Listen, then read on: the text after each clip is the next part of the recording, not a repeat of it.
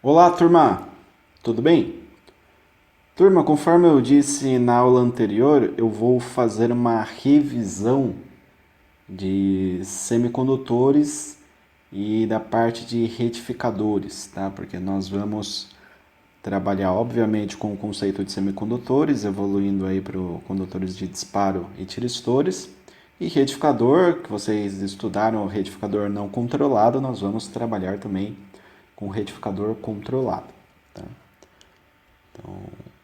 Teremos aí como objetivos, né, para a aula de hoje, a evolução dos semicondutores, tal como os tipos de material semicondutor e a junção que forma aí os diodos de junção utilizados em retificadores, além das características, né, dos diodos e transistores bipolares, complementando com uma revisão de ponte retificadora, pois retificador existe lá meia onda, onda completa com center tap e em ponte, né? Então nós vamos trabalhar aí com a ponte retificadora, recordar aí algumas características e sobre o dimensionamento prático também de diodo. Então, falando aí inicialmente sobre a evolução, né, dos semicondutores, nós temos que os dispositivos semicondutores geralmente são de silício ou de germânio, né, aqueles com 4 elétrons na camada de valência, apresentam pelo menos uma junção de dois materiais com dopagens distintas, né? Então nós temos material tipo P, que tem dopagem trivalente, um exemplo clássico é o boro, material tipo N, que é com dopagem pentavalente. Também aí na prática nós temos a aplicação do fósforo, tá? Então, esses elementos aqui, se é trivalente ou pentavalente, significa que ele tem, no caso do trivalente, 3 elétrons na camada de valência, e no caso do pentavalente são 5 elétrons, tá, na camada de valência, né, que é a camada mais externa aí do átomo. Legal.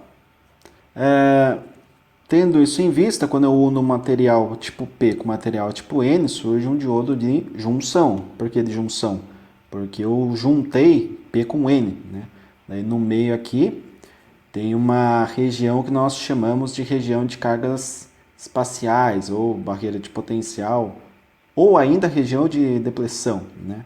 Que parte dos portadores majoritários do N passa por P e parte dos majoritários de P passa para o N, tá? Então eu fico com algumas lacunas por aqui e eu fico com alguns elétrons por aqui. Isso gera um campo elétrico que se reflete como uma DDP, né? Uma diferença de potencial que para silício é em torno de 0,7 e germânio 0,3. Tá? Símbolo do diodo é esse daqui. O anodo é onde nós recebemos o positivo para que ele conduza e o catodo, obviamente, o negativo. Se eu inverter a polaridade, chegar com positivo no catodo e negativo no anodo, o diodo bloqueia, né? Não conduz nada. Temos aí os transistores, né? Transistor nós temos tipo NPN e temos PNP, tá?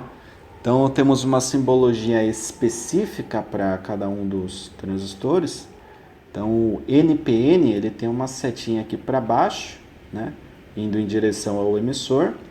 E o PNP tem uma setinha do emissor com relação à base, né? Saindo do emissor e indo para a base, certo?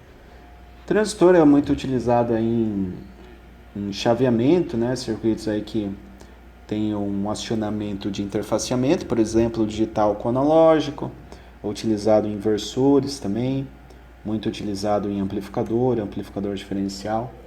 Tá? Então, ele tem esse tipo de aplicação.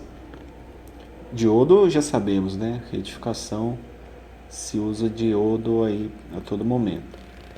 Legal, então falei aí da análise de funcionamento de retificador no início da aula e nós vamos analisar a topologia em ponte. Tá? Topologia em ponte é essa daqui.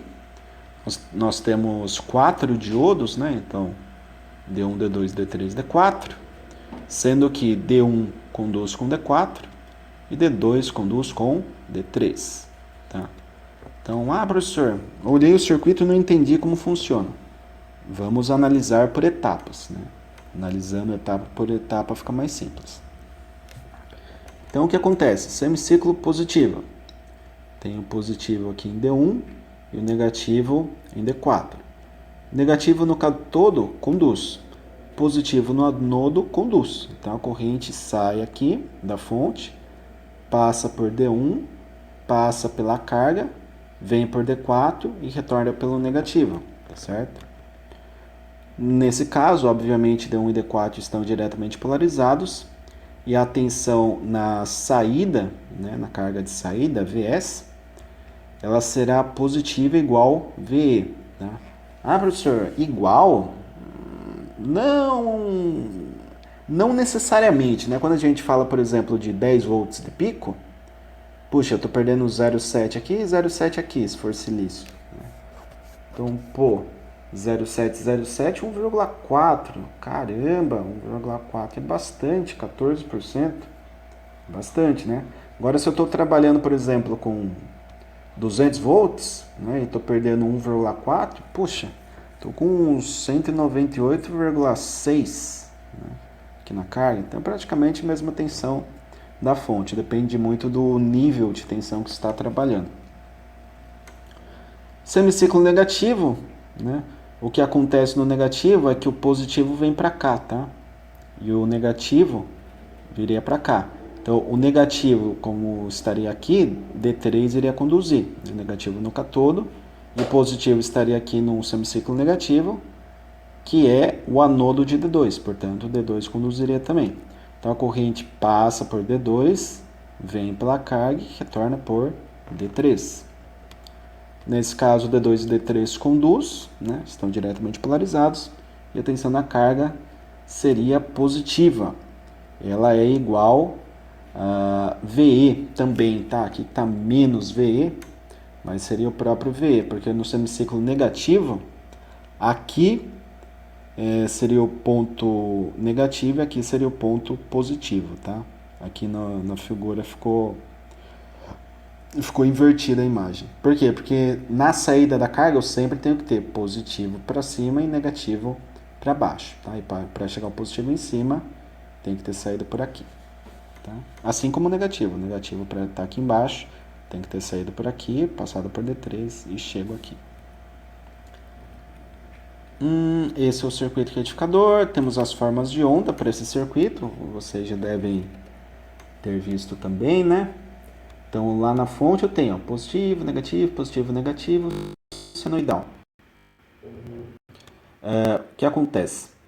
Nós temos que a carga ela vai ter um valor ali de pico, né? Só que esse valor de pico não é exatamente o valor de pico da fonte, tá certo? Vai ser o valor de pico da fonte menos a queda dos diodos. Como são dois diodos, menos 2 vezes o VD.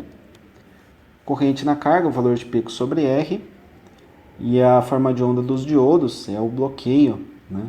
É o valor negativo. Por exemplo, quando o D1 conduz, o D2 está em bloqueio.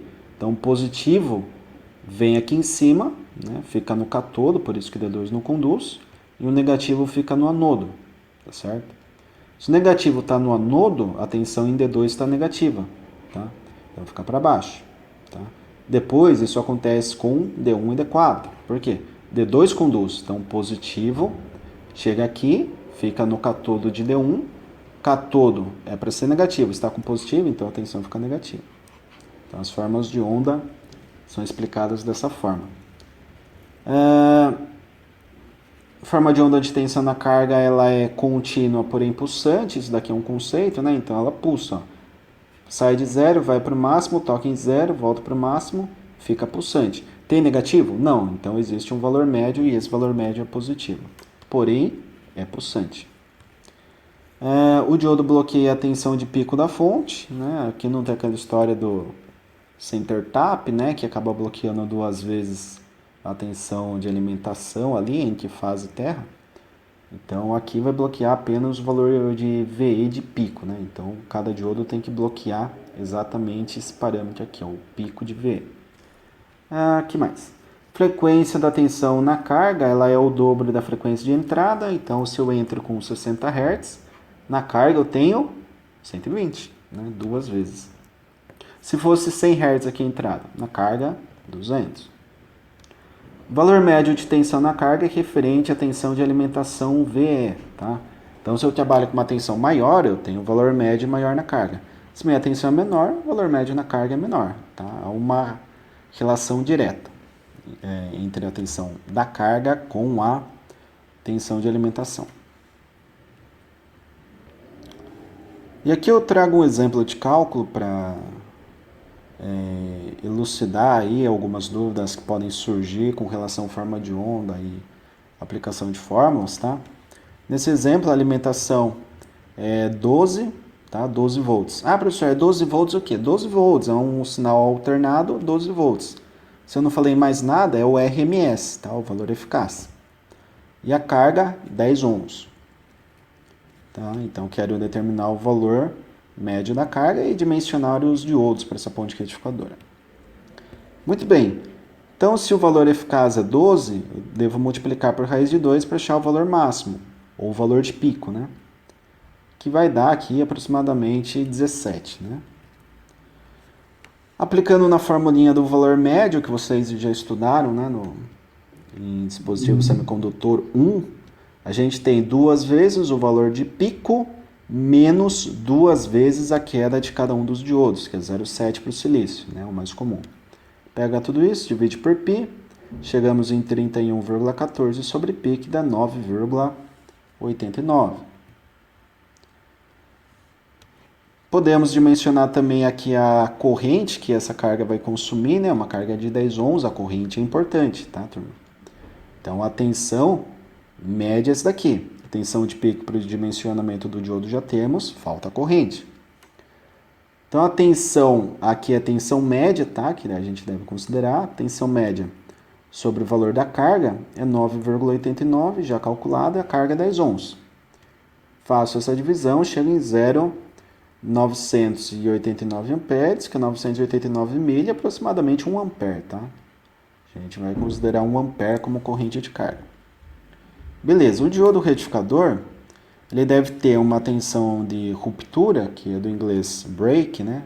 V-break maior que 16,97 volts, 16,97, e uma corrente de condução direta média maior que 1 ampere. Ah, professor, mas deu um pouquinho menor de 1 ampere. Você que arredondou para 1 ampere. Tudo bem. Mas a gente gosta de trabalhar com uma margem de segurança, né? Então, joga ali uns 20% ali de margem, se houver alguma sobrecarga no sistema. E se jogar 20% nisso daqui, já passou de 1. Né? Então, corrente média deve ser aí maior que 1 ampere para se ter uma segurança no processo. Então, olhando na tabela de diodos passadas, né, anteriormente, então... nas aulas eu costumo passar uma tabela, tá, de aplicação. Não existe um diodo acima de 1 ampere, né, que pelo menos o clássico ali, um N4007, né, que é a tabela que eu costumo passar, ele não vai ter uma corrente superior a 1 ampere. A tensão, um N4007 é 1000, né? Tem um diodo, o menor de todos, suporta 50 volts, tá? Eu poderia pegar, em termos de tensão, um diodo de 50 volts, né? Que é maior que 16,97. Mas o próprio N4007, que suporta 1000 volts, a corrente dele não é maior que 1, então eu não posso utilizar ele. Tá? Como que a gente avalia? Tem que pesquisar, né? Então, ó, peguei aqui a família 1N54, e um N54, ó, 07, por exemplo, ele é capaz de bloquear uma tensão de pico de 800. Tá? Esse daqui, ó, 408, bloqueia 1000. Tá? Esse daqui, Maximum Repetitive Peak Reverse Voltage. Então, a tensão de pico reverso ali que vai se repetindo ao longo do tempo. Né? No nosso caso, tem aquela opção, ó, 50 volts. Puxa, legal, 50 volts está bacana. Agora, a corrente era 1 ampere. Aqui, ó, os diodos, eles trabalham com 3 amperes, tá certo? Então, a característica mínima para o projeto 50 volts, 16,97 calculado está abaixo, então se encaixa. E 3 amperes maior que 1, né, do que foi calculado. Então se encaixa também, ó, corrente 3 amperes, tensão aqui de 50 volts de pico. Tá? A gente poderia adotar esse carinha, um N5400, tá certo? Pela tabela se define um N5400. Então é isso, turma, não tem muito segredo. Ah, tem outros dados aí, professor? Nossa, um monte de coisa, temperatura, tensão de condução direta para uma corrente de 3 amperes, tal, né? Isso daqui é até legal, né? É 0,95, não é 0,7, né? Por quê? Processando muita potência. Então, tem várias características interessantes aqui que vocês podem observar, né? Com base no que foi passado a vocês lá em dispositivos semicondutores 1. Mas o que eu queria trazer justamente aquela análise de forma de onda e o cálculo, né, do valor médio, que é o que a gente vai trabalhar bastante quando formos tratar aí do SCR. Tá? O SCR ele é utilizado para retificadores controlados. Tá? Então a gente pega esse retificador, que já conhecemos, e começamos a adotar o SCR. Ah, professor, vai começar com retificador em ponte? Não, a gente começa com retificador de meia onda, tá? A gente pega o retificador de meia onda e já faz ali alguns estudos para começar a entender a diferença de um retificador não controlado para um retificador controlado. Tá? Se ele é controlado, obviamente, a gente vai controlar a tensão média de saída para uma carga de potência, tá certo? Então, para a aula de hoje é isso. Eu agradeço a atenção de todos, né? Fico disponível aí no chat para perguntas, mandem mensagem, foto, print da tela. Às vezes, puxa, essa imagem do slide eu não entendi, professor. Pode explicar de novo? Eu explico tranquilamente. Beleza? Grato a todos pela atenção. Bons estudos. Até a próxima.